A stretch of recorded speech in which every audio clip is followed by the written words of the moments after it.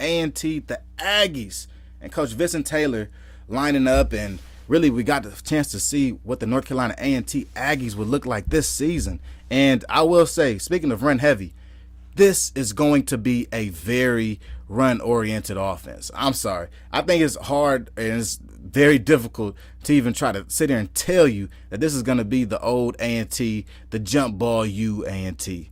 There were some plays made downfield, but this running back duo with Wesley Graves and Dixon, Charlie Dixon, they're going to be problems.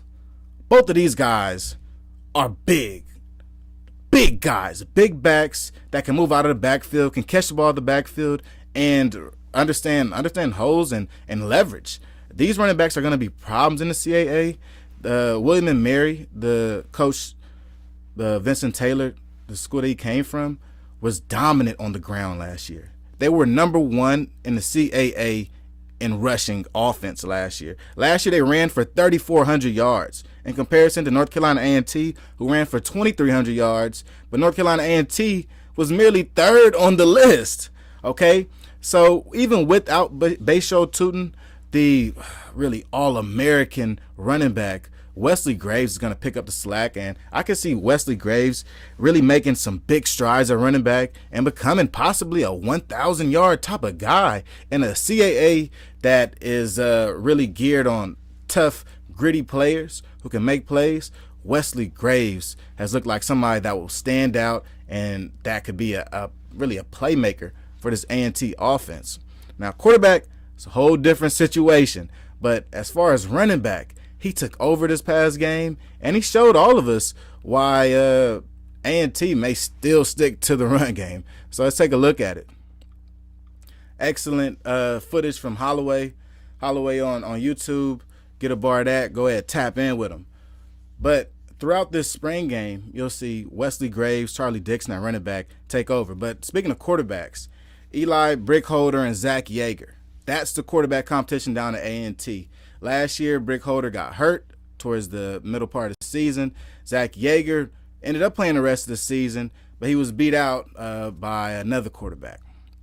The quarterback has now since graduated, and A&T is back in a big quarterback competition.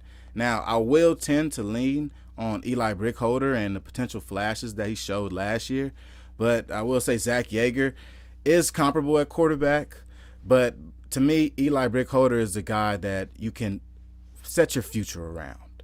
I am very confident in Brickholder moving forward, and I think that he'll end up winning this competition. I think A&T coming into this new year, they are somewhat rebuilding, right? They are missing a couple of great players. They lose Jacob Roberts at linebacker, and you lose Basho Tootin at running back, along with many other guys.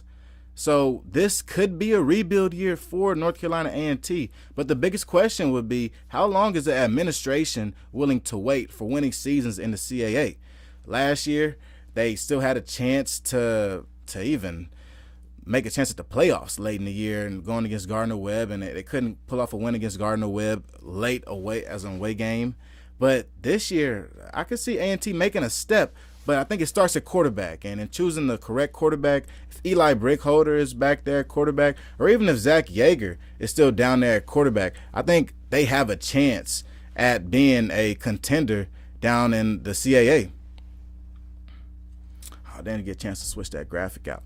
So go back to solo cam. So speaking of A&T's new look offense, I'm not sure if it's really going to be a new look offense. I think it will still be predicated on a run first approach. But I will say this looks more like a power run offense, given as though your two running backs are both 6'2", 210, right? Wesley Graves ran for 121 yards and 1 touchdown. Charlie Dixon ran for about 65 yards in this game. This is a very ground and pound game, but these running backs are going to be problems.